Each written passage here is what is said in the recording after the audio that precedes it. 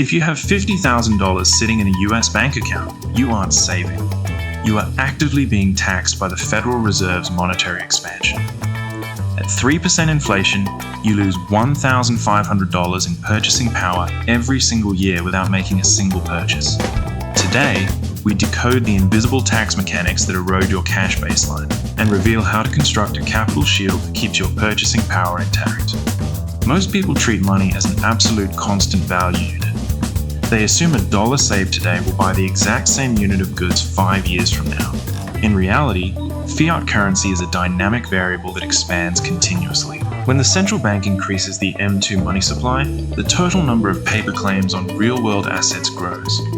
Your fixed $50,000 deposit represents a shrinking percentage of that total supply. This is not a mistake or an accident. It is an intentional macroeconomic design choice. Monetary expansion encourages immediate consumption and disincentivizes passive cash hoarding. Marcus calculates the real-world decay rate of his savings baseline over a 10-year horizon. He realizes that holding pure cash in a low-yield savings account guarantees a cumulative 30% purchasing loss. The bank pays you 0.5% interest while currency debasement runs at 3% to 5% annually. The financial institution takes your cash, lends it out at 7%, and returns a fraction of a percent to your account. You absorb 100% of the purchasing power decay while the counterparty captures the yield spread. Sarah breaks down the exact historical compound rate of US dollar purchasing power since 1913. The empirical data confirms the dollar has lost over 96% of its relative purchasing utility. To protect your labor output, you must transition from a cash saver to a capital allocator. The second layer of the hidden tax is the official measurement metric, the CPI. The Consumer Price Index uses substitution metrics to smooth out reported inflation figures. If steak becomes too expensive, the index weighting shifts to ground beef, artificially lowering the reported cost of living. This statistical adjustment masks the actual friction experienced by households every single week. Essential non-discretionary costs, housing, healthcare, and energy, far outpace the headline CPI average.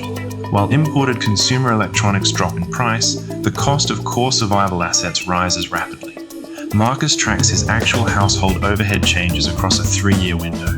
He discovers his real personal inflation rate is running at 7.5%, more than double the reported rate. This means his $50,000 cash reserve is decaying at more than $3,700 per year in real purchasing capability. To stop this silent capital bleed, you must implement a hard asset allocation model. Let me detail the exact 3-vector defense matrix to insulate your runway. Vector 1. Short duration sovereign debt for liquid baseline stability. Instead of commercial bank deposits, route liquid emergency reserves into short-term treasury bills. This captures direct risk-free yield backed by federal taxation authority, bypassing retail bank margin extraction. Vector 2. Broad market equity indexing for global production exposure. Allocate surplus cash into total market index assets that capture global corporate earnings growth. As corporations raise consumer prices to offset inflation, their nominal revenues and asset valuations scale proportionally. Your index baseline appreciates automatically, serving as a structural hedge against fiat debasement. Vector 3. Absolute physical scarcity for systemic tail risk defense. Convert a dedicated percentage of capital into physical bullion or undebasable hard assets stored off-grid. This hard asset allocation forms a physical boundary that cannot be diluted by digital central bank entries. If digital clearing networks encounter counterparty friction, your physical reserve retains 100% execution capability. Sarah cross-references 3-vector portfolios against standard cash hoards over 30-year historic cycles. The data demonstrates that structured asset insulation preserves 98% of purchasing utility across major debasement eras. Marcus implements this exact distribution blueprint across his personal capital reserves. He stops allowing commercial banks to leverage his savings while offering him sub-1% yields. He takes direct, uncompromised control of his wealth velocity and risk perimeter. By decoupling his baseline survival from paper currency claims, he neutralizes the hidden inflation tax. Let's analyze the secondary execution milestone, automating your asset redirection. Configure your primary checking node to automatically route monthly surplus funds within 48 hours of deposit. This deletes human emotional hesitation, preventing lifestyle expansion from absorbing your investable margin.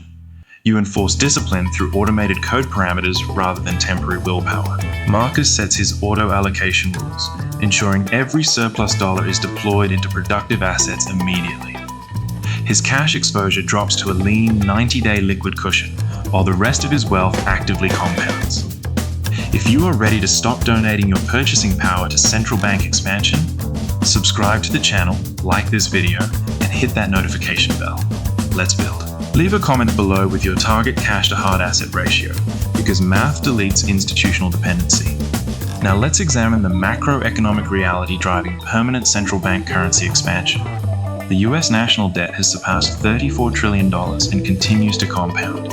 Servicing this debt load at high interest rates absorbs a massive percentage of federal tax receipts. When tax revenue falls short of debt service and spending commitments, governments have only two options. Option 1, explicit default, which causes immediate political and economic collapse. Option 2, imperial debt monetization, printing currency to pay back existing bondholders with diluted dollars. Politicians across all administrations will consistently choose hidden inflation over explicit default. Inflation is politically convenient because it penalizes passive cash holders without requiring a vote.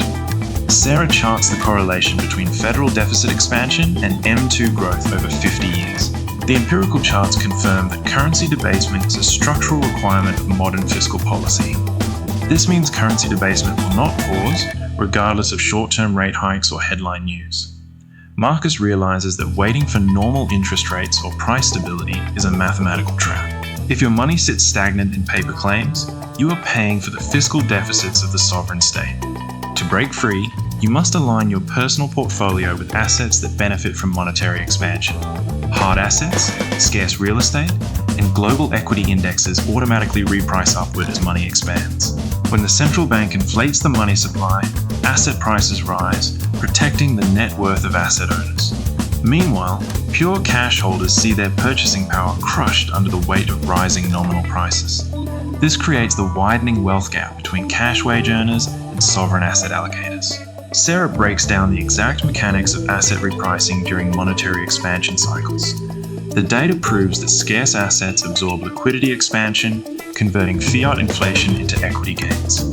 Marcus transitions his mindset from saving dollars to accumulating scarce ownership claims. He recognizes that true wealth is not measured in paper bill counts, but in real purchasing capability. Let's examine the exact tactical steps to execute this portfolio transition tonight. Step 1. Establish your liquid operational runway without overexposing to cash decay. Maintain 3 to 6 months of strict living expenses and short-duration treasury yields. This guarantees immediate liquidity for unforeseen shocks without surrendering yield. Step 2. Automate your core allocation into broad market index foundations.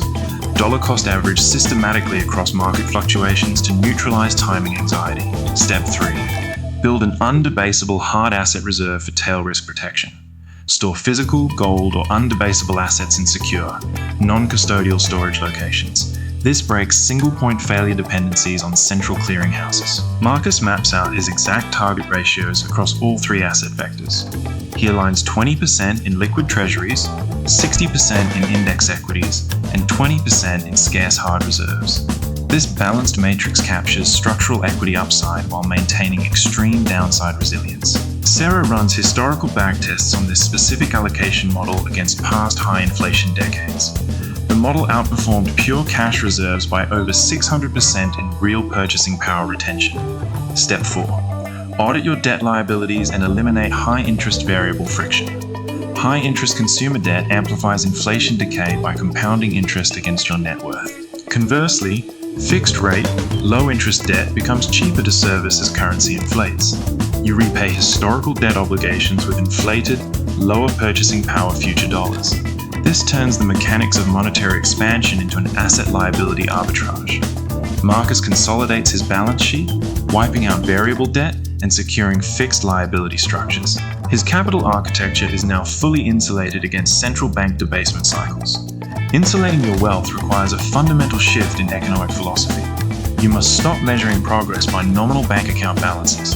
Focus exclusively on your net ownership claims over tangible, yield-producing assets. Nominal dollars are merely transient tokens used to acquire permanent economic capacity.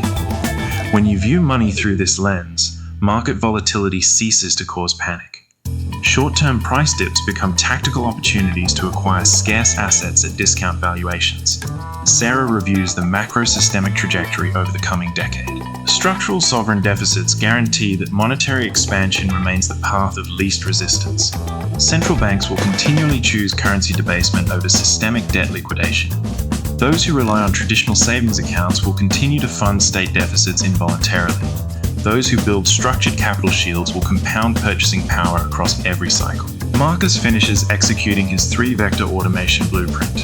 His monthly cash surplus now flows seamlessly into yield, equity, and scarce reserves. He no longer fears the silent erosion of the hidden inflation tax. The path to financial sovereignty is not about predicting market timing. It is about building a rigid economic architecture that thrives regardless of policy decisions. Take audit of your liquid reserves tonight and calculate your real personal decay rate. Reclaim your labor output from monetary debasement before another year passes. If this breakdown provided actionable clarity, share it with someone who still holds excess cash in a low-yield account. Subscribe and join the community of sovereign allocators taking back control. Math erodes institutional illusions. Stay disciplined, stay insulated. We will see you in the next Decoding Breakdown.